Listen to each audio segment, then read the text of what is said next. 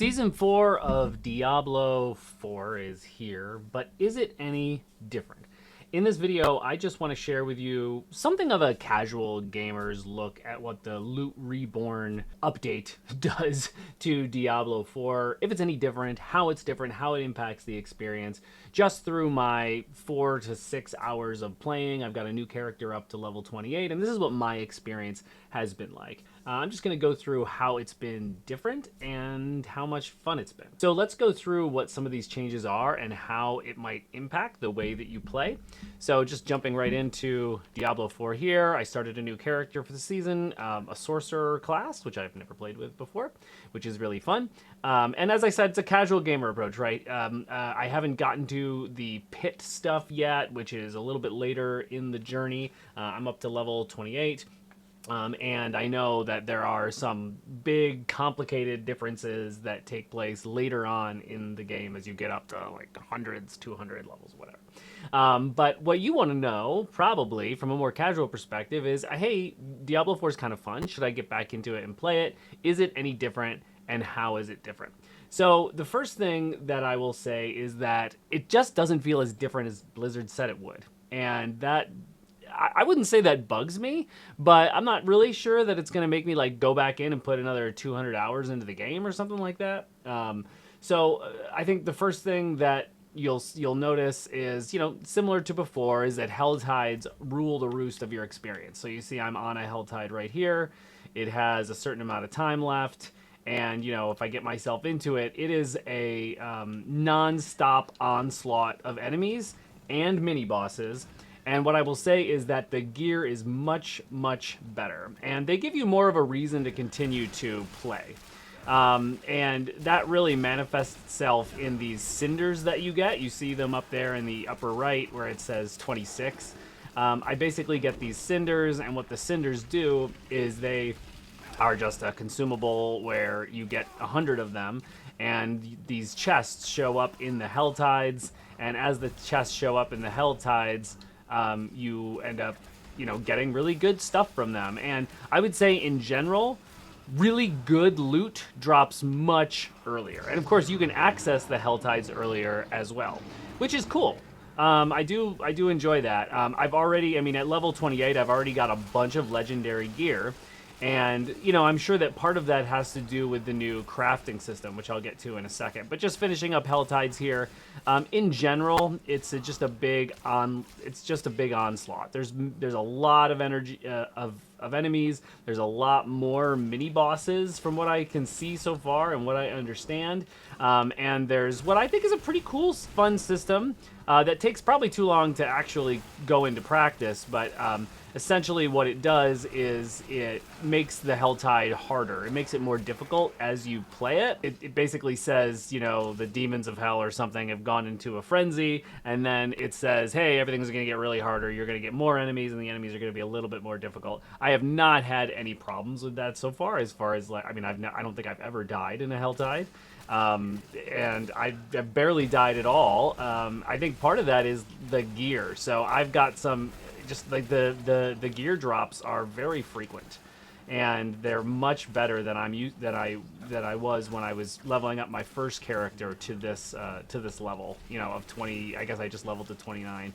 I've already got a bunch of legendary gear. Look, I've got 4 legendary things in here. Definitely the first time I played the game, that was not the case. I wasn't getting stuff that early, and I'm also getting a lot of like life on hit affixes to my stuff and life per second to stuff, and that is really allowing me to be essentially indestructible. Like, I have not had any problem at all with this. I find, at least for my experience, this playthrough, I wouldn't say it's a playthrough because I skipped the campaign this time so I could get right into the seasonal content because I already had beat the campaign. If you've already beat the campaign, you can skip right into seasonal. Otherwise, you're going to have to beat the campaign with a character. It's just been much easier, I would say. And I'm not sure if that's because of my build, because I'm getting better stuff. Like, it's hard for me to say for sure. So let's talk about the gear a little bit more and how loot is different and how it's changed the whole upgrade system, because it really has changed it in a significant way. So things are really different now when you go to the blacksmith. I would say really different, but they're different. Your normal upgrade gear options just aren't really there anymore.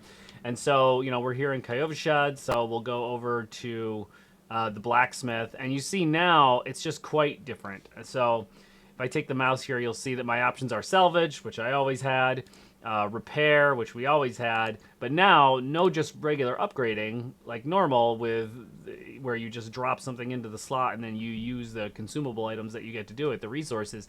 Now you're affixing these things. So these are things you find along the way, these affixes, and you learn them basically. So you can actually see some of this stuff here, magic temper menu. So I must have just picked that up when we were in the Helltide, and so I can just learn these. And once I learn them, it allows them to be able to be affixed to these different pieces of gear. So you see they're mixed into weapons, offensive, defensive, utility, mobility, and resource. And then, you know, I can just essentially say, okay, what do I have? I have natural finesse I've unlocked and pyromancy finesse, specifically for my sorcerer character. So that essentially puts it into like a bit of a gambling system, which I'm like kind of like not a huge fan of. I'm generally not sure how I feel about just putting affixes on different pieces of gear rather than upgrading them. Like, I kind of wish I could do both. I don't know.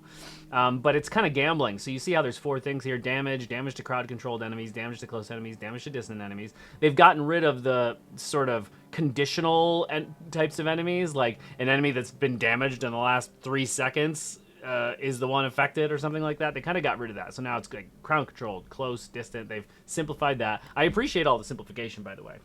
So if I pick natural finesse here, it shows me, it automatically highlights the things that I can affix it to. So you see, like, this one already has a 32% damage, mana on kill, life on hit, maximum life. There are less affixes in general on items when you get them, but now, of course, you can apply your own affixes.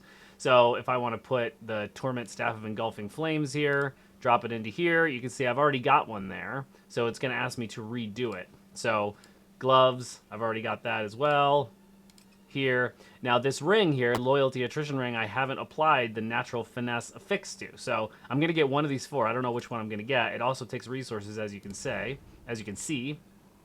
So it's going to go through this process, a little bit of fancy graphics, and now we see what we get. We rolled the dice. Plus 95% damage to distant enemies. That's pretty good. Plus 95% damage? That's great.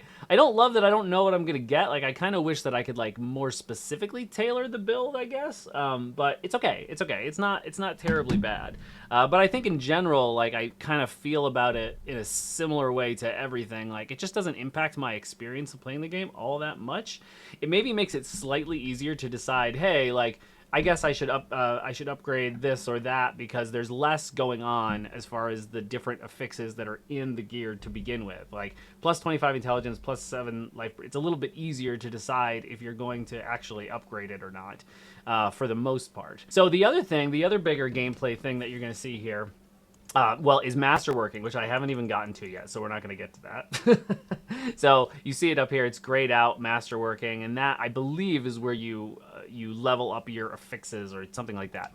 So that's later on in the game as you get on. But as I said, I'm already about 6 hours in or something like that into the season, and I haven't unlocked that yet. So if you go to the occultist, you're going to see these codexes of power. And so these are things that you unlock, and you see that I've unlocked these resources, these incendiary aspects, right? So if I go and select that, then I can use that to alter items. So if I pick Dream Talent, it do some resources. So what it's going to do is it's going to essentially turn it into a legendary item. And the reason that I have access to these things, these codexes of power, is because I've salvaged other legendary gear. So you get more legendary gear more often, and now you salvage it, and then you turn it into these codexes of power, and then you're able to do this. I'm not like crazy about this because I have an ice build, and now it's like giving my pyromancy skills stuff, so I'm not even going to really bother.